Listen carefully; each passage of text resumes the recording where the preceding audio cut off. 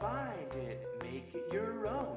It's the Get Thrifty Podcast.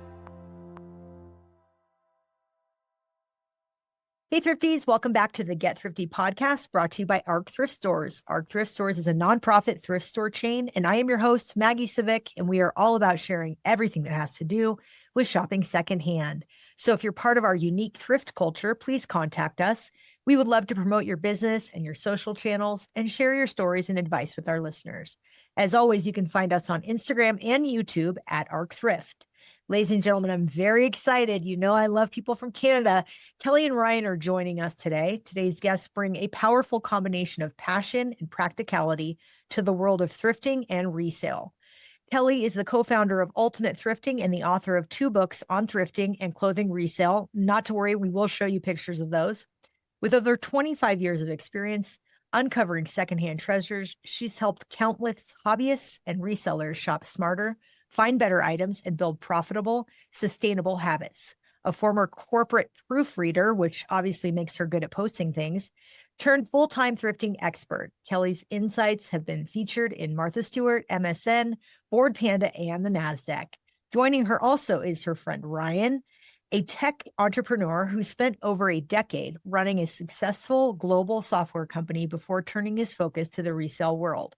After recognizing that many sellers lack the tools to track inventory, understand profitability, and grow sustainability, Ryan co-created the Reseller Toolkit and a Notion-based reseller dashboard. We will ask all about that, not to worry, to help resellers transform their side hustles into efficient, scalable businesses. Together, Kelly and Ryan are on a mission to help resellers thrive from the thrill of the hunt to the bottom line. So excited to have you both. Kelly and Ryan, welcome to the show. Thanks, Maggie. Oh, thank you so much for having us. This is going to be a lot of fun. I always like to kick off the show with how we find you. You guys aren't huge on socials, but you do have a very active website and your books. So tell us how we locate and find you and buy your books. Kelly, do you want to start?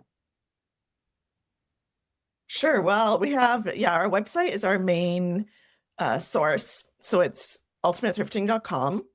The books are available through the website and through Amazon. Ryan, where else? Yeah. So, and then the software tools are available through Etsy as well. We sell on there. Yeah.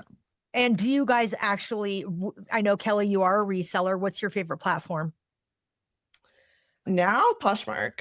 Poshmark is your claim to fame. Yeah, okay. On eBay as well. We have, since last year, I don't know, Americans will understand too much, but there was with tariffs, there's a minimum, it's called the de minimis exemption, where I was allowed to ship up to $800 every day into the US without anyone incurring tariffs. That was removed last August completely. There's no more minimum. So I had to completely shut down all of my US selling, which was Poshmark US and eBay US. Oh my gosh. Okay. So, yeah, I definitely want to dive into that and understand that. But let's back up a little bit here. Where are you guys from? Where are you doing all this? And how are you guys connected? yeah, so we live on opposite suburbs of Toronto. And Ryan is actually my brother-in-law. I'm a twin. Oh, I love this. So Ryan is married to my twin sister. And so he often heard me talking about what I was doing, venting about what I was doing, and started asking a bunch of questions about how I was doing things, why I was doing things, and realizing that he could probably help me do things a little bit more efficiently and effectively. Okay, that is like the luckiest thing ever for someone to be venting about their reseller experience and their brother-in-law pipe in and say, let me help you. So what did that look like, Ryan? How did you step in? Sure. Yeah. So Kelly and I have known each other then for about 30 years. It's been a while. So I've kind of watched Kelly grow through corporate proofreading first and then thrifting and resale. So I first got involved when Kelly was shifting full-time to resale. So she talked a lot about it. I'm interested in the process operation side of things, like how do you make this better? How do you scale it? So I was talking to her about those things. And then I've been at my software company for about 12 years and was really ready for an exit. I've kind of grown it to where I was happy with it and it was mature and very profitable and doing well, but it wasn't really innovating, and I wanted to change. So it just kind of aligned that Kelly was shifting to full time. She could use some help, and I was looking for something completely unrelated to software where maybe I could get more involved, do new things, experiment, try things, and just figure out how she can perform better and turn it into a more sustainable business. Again, so lucky. Brother-in-law steps in, make it, because some of the biggest barriers for resellers is those kinds of things, the efficiencies, the scaling. So did you guys come together to build this dashboard? Tell me a little bit about that. I want to get into that a little bit and then talk more about the books and what each of them offers separately. Sure. I can maybe, yeah, I'll talk about the dashboard and other tools. So for me, a lot of the initial part, like Kelly and I started Ultimate Thrifting back in August of 2024, and I was still at my software company until January 2025. So the first few months were really me observing Kelly as I could, talking about how she does things, what works for her, what doesn't, where she has gaps. And so that I could start in February of last year, just on a full-time basis, figuring out how can I turn this into something that's reusable, that's better organized for her, and then how can we build from that. So first was like looking at what she's doing now, where there's room for improvement, how can we roll that out to other people so that maybe they can benefit too. So the first few months were really just kind of building that picture and trying to refine it, and then building some tools around it that Kelly could use and other people could use. And when did you make the decision, like, we need to share this information with others? What, was there a spark, something that happened that said this would be useful to others? I'm always kind of thinking about that too, just about like, how do we turn this into something that's more business focused? How do we make it scalable? How can we potentially profit from it? So same from the software, like if we're going to undertake it and if it's something that Kelly can benefit from, then other people could potentially as well. So it was always like from the beginning, thinking about how do we make your business better, but also make something that other people can leverage too. Yeah. And really, seeing a lot of people, seeing a lot of people, online asking questions about how people track their inventory and their income, especially around tax time. A lot of people having issues trying to figure out what they should have recorded. So we knew that other people were in the same boat as me and needing that help. So it made logical sense. Yeah. And to give back to your community. I mean, one thing that's so great about the reseller community, I feel like, is you guys are there to protect and help each other. But this kind of condenses it all into two very easy to read books with lots of, I mean, everything that I've kind of put my dog ears to. I love this section about 30 days to double your profit. This is fantastic information. Day by day, a checklist. This is really accessible to a lot of people. Was that really the goal? Are you hearing from people, the feedback? What are people saying? For sure. I mean, for me, I am totally not the tech person. So it had to be easy. It had to be not overwhelming, because a lot of times activities dealing with reselling appear to be overwhelming. So we wanted to make it really basic because we really feel that anyone can do this. You don't need special skills. So going into a thrift store and looking for stuff to sell, it can be overwhelming. If you can whittle it down, though, it can be an elephant that you eat one bite at a time, which is kind of how these books make me feel. What would you say is the biggest thing that Ryan brought to the table, like the biggest change that he made for you that changed like your profitability?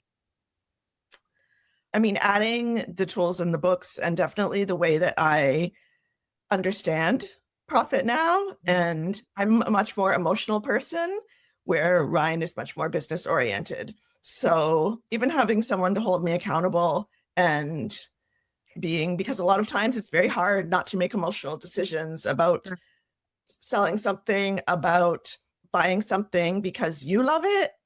But if it's not going to sell, then what's the point? Yeah, right? Why have it in your junk pile? Because it's cheap at the thrift store, but are you going to wear it? Just because it's cheap doesn't mean that it's a good deal if you're not going to actually use it, that type of thing. And obviously with the software, he has completely changed how I track everything. So at tax time, my answers are there. I used to do a lot of heavy math at that time. Yeah, Adding yeah. up totals across, the different, because if I sell on Poshmark, eBay, Depop, adding up those totals, recording your expenses, like I track my mileage, I track, my shipping costs, and some platforms cover shipping, some don't. You have to do it upfront.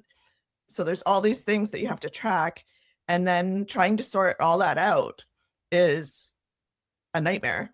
Yeah, it's a So daunting task. having I these would say, tools, yeah, I like the little things. Personally, I enjoy finding little improvements I can make for Kelly and what I can contribute to her. Her back was hurting a lot from how she was organizing things in her workspace. So like, how can we better optimize to alleviate that?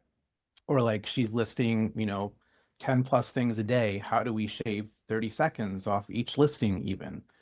So, and because those things kind of snowball and add up. So Costs money. Yeah. those little changes have made a big difference, I think, too. This is so fascinating. I mean, a lot of people have all the similar kinds of complaints about doing resale. They love the sourcing aspect. it's the fun part. Yeah, it's the fun part. And I do want to know, because I know I have listeners that are in their car right now screaming at their radio going, what does she thrift? What does she source? So we do need to know, like, tell us about your inventory. What are you into? Do you have an era, genre of things that you're super into? What sells best for you? Is there stuff that you still buy from the heart, or is it just a business decision? There is definitely stuff I still buy from the heart. I still make mistakes years into it, but honestly, anything that I find that will sell, I will buy. I'm mostly clothing is my main thing, Okay. clothing and shoes and accessories. I'm not too much into hard goods, just here and there a little bit.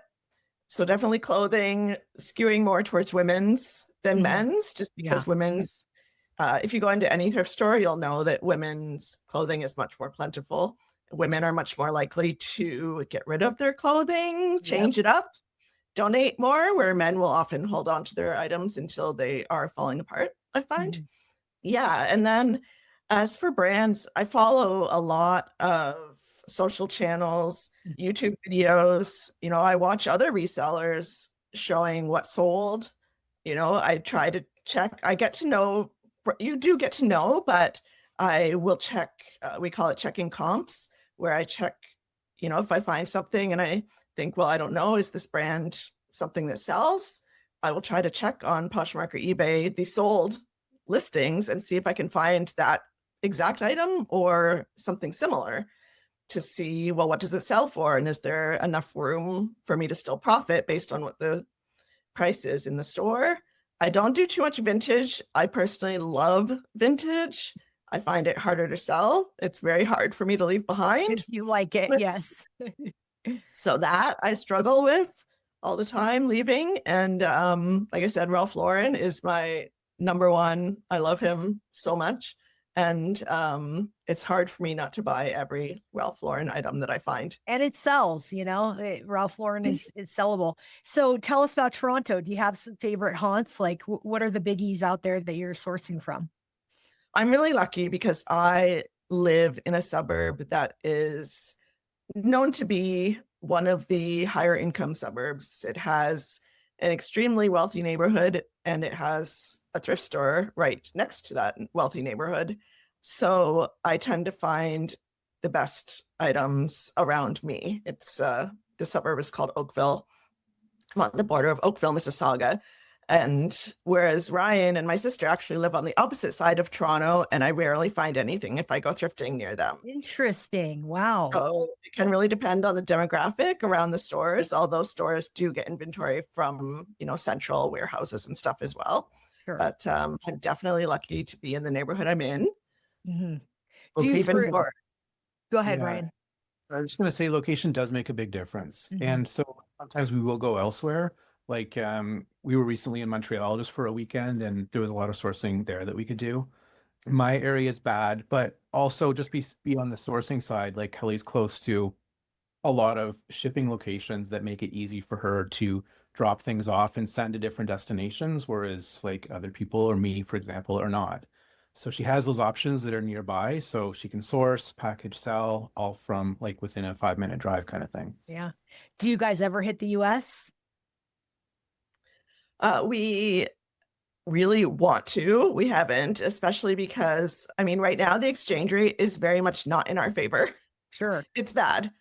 So things would cost quite a bit more for us. Mhm. But the one thing we're extremely jealous of is the bins, as they call them. Oh, the Goodwill We bins. Yes. do not have that here. So there actually is a couple locations in Montreal. So we went there and it was amazing and so fun. Oh, But, maybe that's your next business venture, Ryan. Open up a bins. Highly profitable. It's hard. yeah, Like, so we really have mostly regular thrift store prices, which can be, getting up there. So it's hard to get the same, sourcing level as in the US. Yeah. it's just the travel is more difficult now too, because I Mhm. used to travel like 2 to 4 times to the US per year. But sourcing is hard just with the changes to de minimis and tariffs, and then also personal exemption limits make it hard to bring anything back, and also What a to Yeah, shame. you have to declare if you're bringing things back to sell and then pay extra on it as well. So Oh, that would drive wow. up the cost as well. yeah, Kelly used to have a dedicated mailing address in Niagara Falls, which is close by. So Yeah. she would ship there, and then she could just jump across the border, which was just over an hour away. But it's no longer an option, that kind of Mm. thing. That is such a shame. And I see in my show notes why Made in America is key. So even in Canada, people are looking for that Made in America label. It's the same made in America, made in Canada. So made in North America, we don't do much of it anymore in either country. Yeah. For example, I'm wearing just a leather belt today. It's a plain leather belt, and it's Old Navy, and it was made in the US, and it's real leather. It's Rare. probably 25 years old, but I can't imagine Old Navy making anything real leather anymore, let alone in the Let US. alone in the US. Exactly. That's not It's happening crazy anymore. when I found that, right? Well, let's So talk about fast fashion. What are you seeing out there? Is it is awful? I mean, we have just this influx here. yes, I hate it. I hate it with a passion. And it's showing up a lot in the thrift stores because I have never purchased from those fast fashion sites, but I'm under the understanding that they make it difficult to return, I assume, because I see a lot So of cheap. Yeah. new with tags Yeah. stuff in the thrift stores. And they're not going to sell there either because they're obviously a lot of times you order them and they're not what they're looked like in the images. I saw someone today posted a shirt she bought from a fast fashion site for a New Kids on the Block event. And it had the logo, but the face, it wasn't them. Oh, It was gosh. like AI. And she's like, I guess you get what you pay for. Yeah. And I said, well, that's exactly it. Just because it's cheap doesn't mean that it's good. So Mhm. it's usually bad quality. The fit will be off because they don't take the time to make it well. It's not made of good materials. So we were already sending so much clothing to landfill. And I feel like with fast fashion, it's just getting worse and worse and exploding. So you guys decide to make a book together. This one, Kelly, you did on your own, correct? The smaller one, the thinner one, the first, which is Yes. super. I mean, this is a quick read, super easy, but it's a great for a beginner. And then this one seems to be a little more meaty, correct? Yes, and it's, dedicated specifically because not everyone who thrifts obviously wants to resell. Yeah. So the first book is much more general. It touches on reselling. And then the second book was really diving in for people who really want to create a reselling business. Yeah. Are you getting people on the website that they want to like hire you for services, come out and fix my thrift business? Has that happened yet? No, we posted something about that, but it didn't get traction. So we've experimented with a few ideas. That's one that didn't really pan out. Yeah. And no, we haven't feedback like that. It'd be interesting because I just feel like someone listening today is going, oh, I should be more efficient. I wish Ryan could come and just take a look at what I'm doing and give me some advice from a consulting basis. So it is very one-on-one when people send back questions. If they've before and after they've purchased toolkits from us, Ryan has worked, very in depth with some customers to, help them with some questions they have. And I'm often answering questions I see in reseller groups online. People will often post like a link to their store or their Poshmark and ask for advice.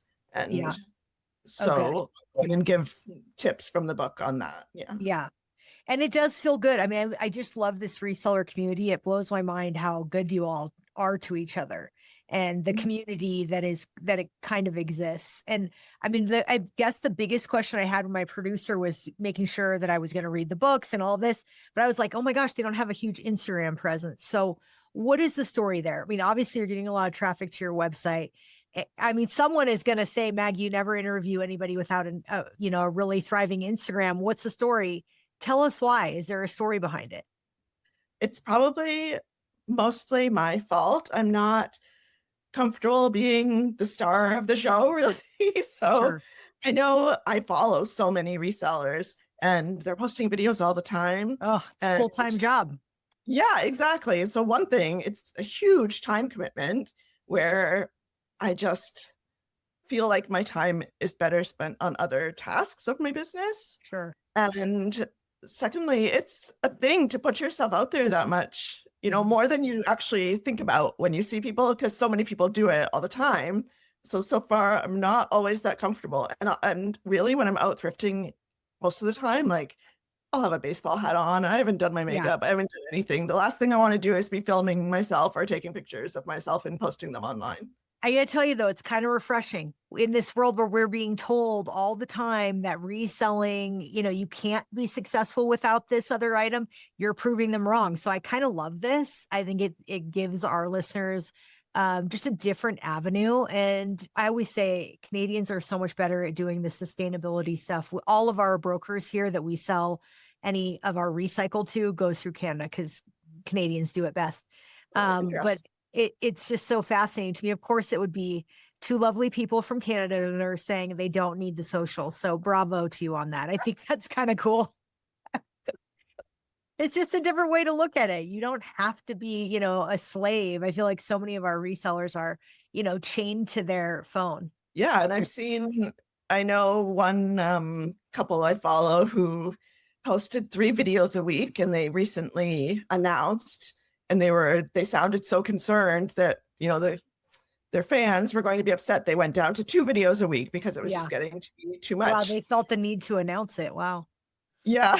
And I was all, wow, like I can't imagine feeling that pressure all the time to push more content, more content, more content. And I think it takes a long time to get to. I understand that you might get customers from that, but I think it's more other resellers. Mm-hmm. And I think it takes a lot of work and a lot of time to get to a point where you're earning a real income from those types of sources. Mm-hmm. So it's hard to have that much time to allot to it. And this way you can just focus on what really works. And I guess that brings me to you, Ryan.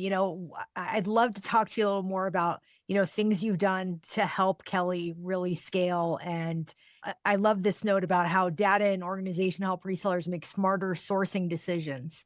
What kinds of things were you able to kind of provide to Kelly so that she could buy smarter? Sure. I do like the research side of things and just the best practices. So a lot of that was just looking into what other people are doing, comparing it to what she's doing. So it's part of that. I don't know, just going back to the social side too, like if Kelly's inspired, then, she will post. And if I have feedback, then I'll provide it, that kind of thing. I'm not sure what to add now. No, that's totally okay. What about, I kind of want to understand, you make software for a living. Now, you kind of shared with me before we started the show that you've pulled back from a little bit of this. You are going back to your software position. What kinds of tools going forward are you going to be able to provide Kelly that are going to, take her to the next level? Yeah, I'll talk about that a bit. So, I'm not really returning to where I was in software. So I ran a company for 12 years that grew, did really well. But I couldn't really innovate with it. And that was part of the reason that I sold to other people and they took over. So switching to Kelly and looking at how do I improve things for resellers, that gave me a chance to try out new tools, new ways of approaching things and really creating, which I hadn't done for a while because I had a team of developers and I'm just kind of managing. So just being more hands-on led me to discover some things that would help Kelly so I could build those and kind of expand them to other resellers. And then like also look at her processes. So an example would be like she hated listing and just like writing the descriptions and spending time on that. It was like painful. She'd get through it, but it would take time. It wasn't efficient. So like one of the earlier things I was able to do was I built a system for her where she just takes photos in the Poshmark app, and then I'm able to grab the photos, load them into an AI that I've trained. It recognizes the items, it builds the listings so that they can just drop into Poshmark. It does the comp research so I can figure out pricing for her, like what they'll typically sell for. So then she can just like spend 30 seconds a minute going through just making sure everything's okay. But she doesn't have to worry about kind of the things that are painful that she didn't enjoy and that were taking a lot of time. Mhm. So we had a lot of time from that listing process so that she can focus on things that she does enjoy and that she's, more comfortable with and better at. So Yeah. we can kind of relocate some of that time. I mean, And we tweak the AI over and over and over so that it doesn't sound like AI. Because Yeah. I know listeners are thinking, I hate seeing those AI descriptions on Poshmark and eBay. And I agree, they're Mhm. horrible. Sure. And they have a lot of fluff with zero information. So we spent a lot of time, and Ryan actually has a document that we sell very cheaply with all of our AI prompts because But it's worth the time. Like, yes, it took a couple of months, and Kelly would give me feedback just to get things exactly right so Sure. that we can make it consistent and accurate and that they're engaging for users reading them. So it picks up all those things, but it does take time, but it pays off. If we're saving 2 to 3 minutes for every listing, then yes, the dozens of hours I put into it are absolutely worth it. And how do people find this? Because I think everyone's using it now. And you're right. Yes, it's going to take time to really make it sound more like a live person. But I agree with you. It's still shaving off multiple minutes from the listing process. And the idea of figuring out the price too is involved in this, correct? Yeah, so it does comp research on Poshmark and eBay just to get a sense of what things are selling for. It's Sure. limited until our can research it. And yeah, it takes a few minutes for it to do the research, but I can have like, 3, 4 iterations going at the same time. So when Kelly has all her items ready for me, then it can just work on them kind of in parallel. Yeah, so it helps, but it does take time. So like I did put together some of that guidance in one of the documents that we do have on the website. Mhm. We haven't seen a lot of interest for that one. I know when I built it, it was more like just as much for me. So I could get things like think about how people would use it and like train it on things that I would use. Mhm. So that one hasn't really caught on, but I still think there's value there for people that do want to kind of go down that path of how do we make things more efficient? How do we leverage technology to get there? Yeah. And these prompts could be put into whatever you're using in terms of AI, Claude, ChatGPT, whatever you're into. Yeah. So Okay. it's evolved. Like since I first wrote it, it's definitely evolved. Like Claude's added skills and how you can set up project knowledge and things like that. So how you approach it is a bit different, but the core guidance, prompts you'd use and the things to consider, they're Mhm. still valid. Yeah. All right, I have to ask this question, Ryan. Are you freaked out? Are you scared of AI? Because it sounds like you're Uh, in it in a whole different level than most people. What's your Yeah. fear level? I mean, personally, it's pretty high, but I'm still like in there very heavily. For resellers, I feel like they will have to adopt a lot more technology than maybe they're comfortable with now, Mhm. just as competitive, because mid-sized and larger players are using these tools. They're getting more efficient, they're getting cheaper. So it's Faster. Yeah. I generally don't use AI photos though. Yeah. yeah, no, And I photos don't are agree. I don't well, like them. I don't think they represent the item truthfully. Yeah. So that's one thing. Yeah. But gosh, it may be able to do your taxes for you eventually. So you Well, yeah. Already now, like things Kelly's doing, performance, like I'll run through a lot of metrics through AI just to get feedback too. yeah.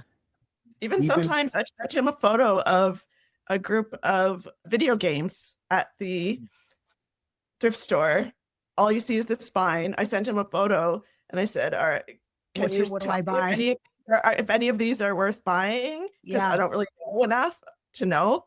And he's able to put that through AI and tell me, oh, that one is actually holds a lot of value. Yeah. So you should grab it. Yeah. I've got this summer intern right now, and he goes to CU Boulder, and he runs a vintage store here, a pop-up store. And great kid. This is my second summer with him, and he can instantly tell me I'll get something donated for my gala. And I'm like, tell me what this is worth. So it definitely has its place and has been super helpful. I do feel bad for all these authenticators that are going to be left in the dust, the old dudes sitting behind their desk at with a little magnifying glass that I used to have to take my, signed memorabilia to for authentication. So that's a bummer, but I think, I guess it's just an evolution. So it's interesting to hear that you are a little frightened of it, Ryan, because it's probably Yeah. something to be worried about. It is. It's going to affect resale for sure and profitability. Also, to like where you're sourcing from, they're going to be using it more to have kind of price in more market conditions. Mhm. The profit margins, I think, are going to slip unless you're using a lot of technology. Yeah. But I see it more in other things, like because I'm doing other things with software as well, where it is making a bigger difference. But it's going to affect resale for sure. We're just starting Yeah. to see it.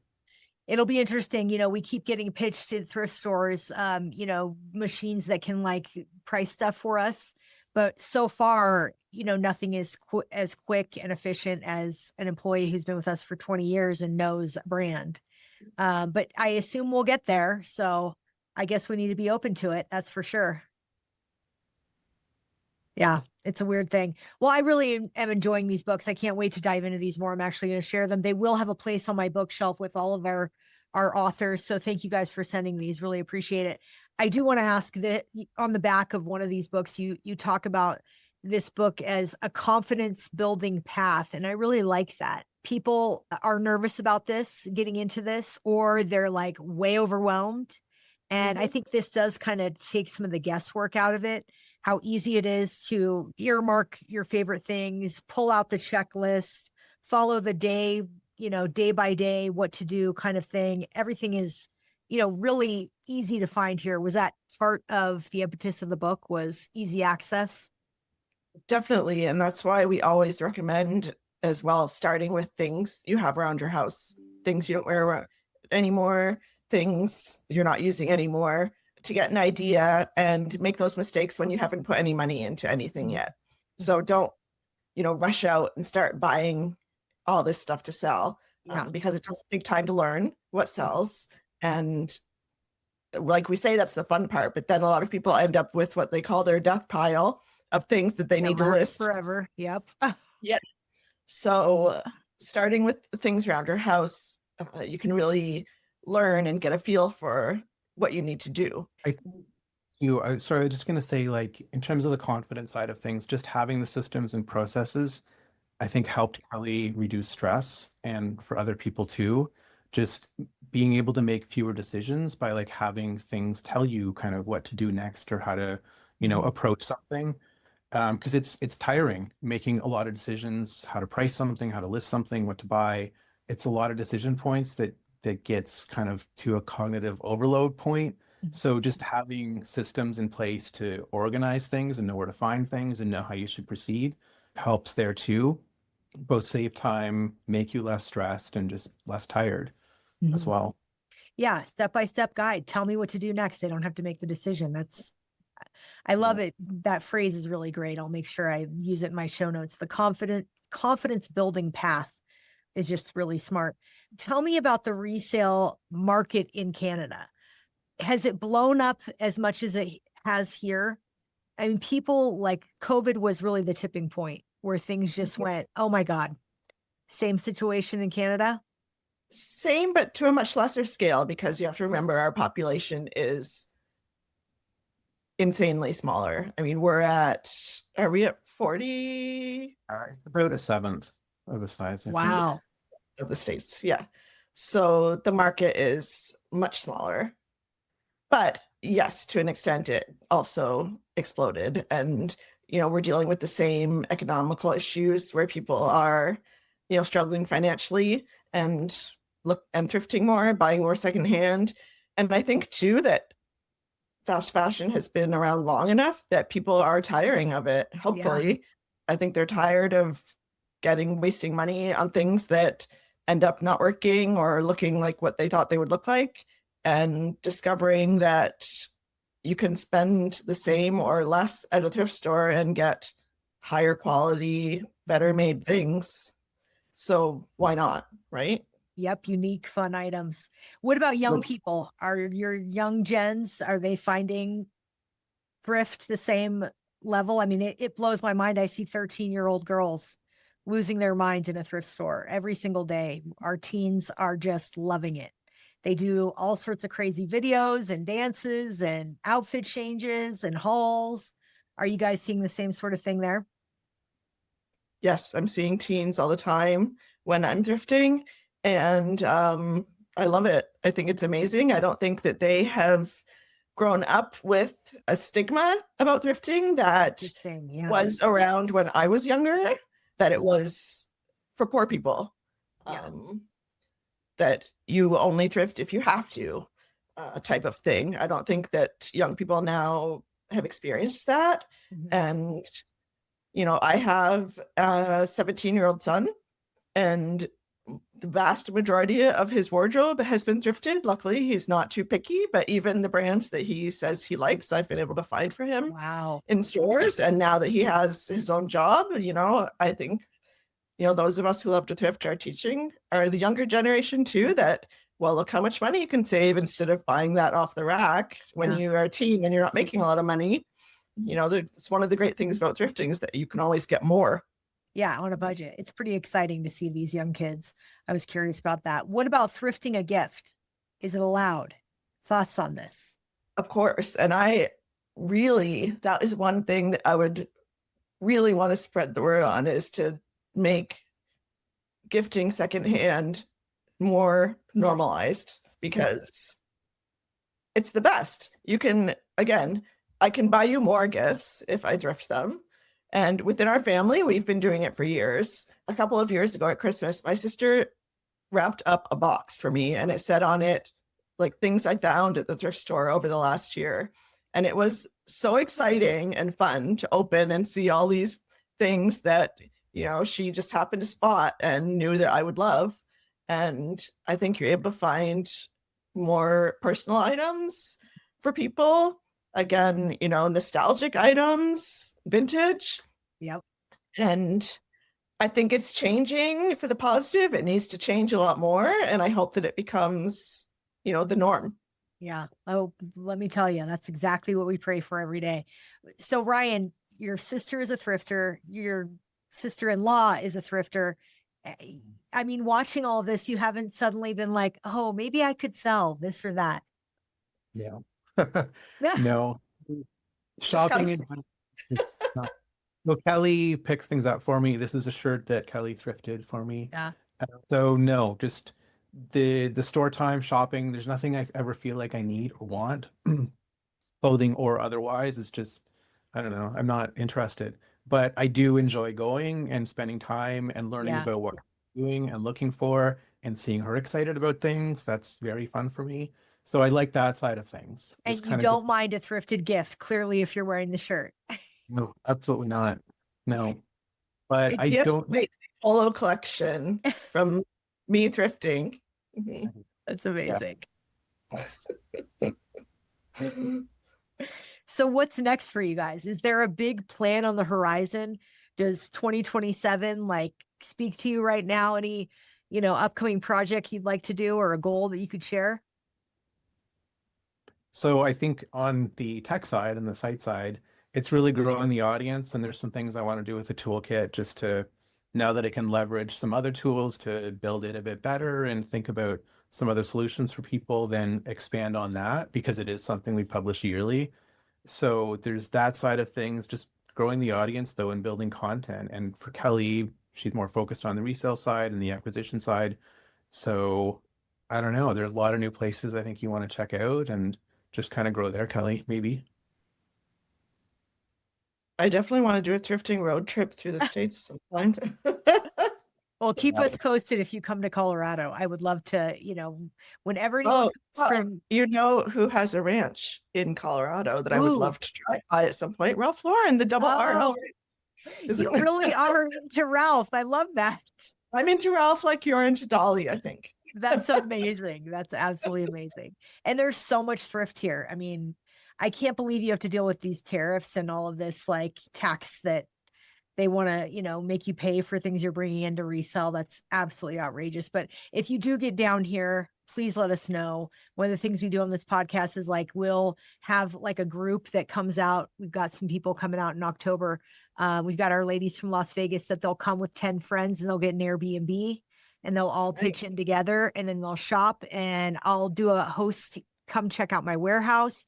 I do a breakfast and I give you all vouchers to shop and then a map of all my stores, and I leave you alone. I don't bug you because I know you'd rather thrift than talk to me, but I loved if you come. And again, we try and roll out the red carpet for our resellers and say, hey, bring your cameras, bring your phones, take as many videos and pictures as you want and share your travels. So who knows, maybe if you decide to do a little bit of content, it'll be a road trip and Colorado will be included. So keep me posted on that. That'd be so great. It really is a lot of fun. I feel so lucky that you guys kind of like let me into your world because, some resellers can consider the thrift store the enemy. Do you have that kind of vibe in Canada? I hear it sometimes, people complaining about prices, Sure.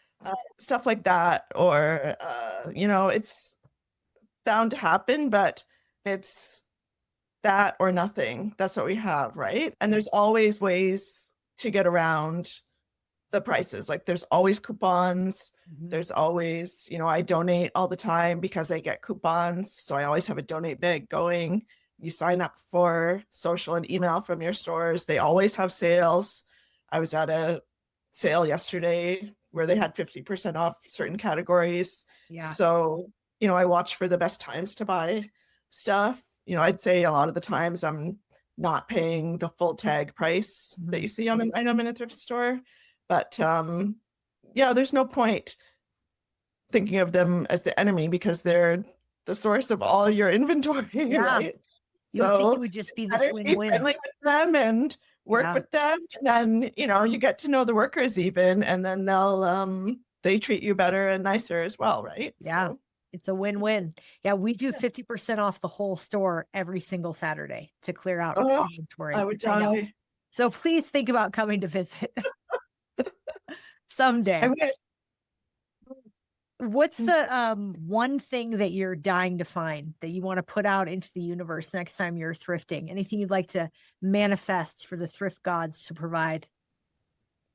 With my Ralph Lauren, there are tiers of Ralph Lauren. Sure. So, from the polo, I love the double RL brand, which skews more Western equestrian. Yeah. I'm wearing kind of a Western style. Yes, we have tons of Western in Colorado. That's our claim to I fame. know. And then the top is Ralph Lauren Purple Label, which is like way stuff that's made in Italy or the US usually. It's the highest quality, the stuff that's actually appeared on the runway. Teaching me something new. I have never ever found a Purple Label item. And okay, that's going to have to be part of your description here because someone will provide that to you. I love that. I have only one or two that I've bought online for myself at good prices, but that would get me so excited if I ever found one. Okay, so Ralph Lauren Purple Label. Now, what's the deal with Italy in that? How is that together? Explain that to me. Just a lot of the items for Purple Label are generally made in the US or Italy, as opposed to, the lower tiers being made in Vietnam, China, Cambodia, etc. Just this is definitely one of my favorite parts of this podcast is I ask someone about what they're trying to manifest and I end up learning like about some new brand or a brand I didn't know about. I've literally never heard of Ralph Purple Label. So now I'm going to be on the lookout. Yeah, that's when they have an actual fashion show and stuff on the runway. That is Purple Label. Wow. Okay. Interesting. And the tags are actually purple. Yes. So, guys, if you're out there listening and you know a source for some purple labels, please let us know. Be careful what you ask for around here. You never know. Well, I always say that this podcast is devoted to normalizing shopping secondhand, but it's people like you that are doing this in your own unique way and providing us with these amazing how-to guides, 1 and 2, that are really going to take this to the next level. So I always like to say thank you for your service to our industry. We're so grateful. Thank you. Well, everyone just needs to thrift a whole lot more, I think. So Cross our you're very fingers. Well, we're very grateful. So at the end of every pod, I love to do a shout out to my personal hero, not Ralph, but Dolly Parton, although Ralph's a delight as well. And I really feel like, Dolly Parton is just my personal hero, but really the great unifier. No one has anything negative to say about the Queen, Dolly Parton. She really is just an epic icon. Anything you like to say to or about our Queen, Dolly Parton? I completely agree with everything you said. And I think in pretty much any situation, if you have, stress or you're have a decision to make, it's best to think, what would Dolly do? And I have that bumper sticker on my car. I'm so glad you said that. And I think it comes down to that Dolly appears to be impartial. She treats everyone across the board with kindness and respect. And the world would be a much better place if everyone was a little more Dolly. Couldn't agree more. As soon as the restrictions lift with the border, I know we have a trip to Pigeon Forge planned. Oh, I Yes, love it. I need to see Dollywood badly. That's amazing. I'm going this year, my first time. I'm very excited going in August.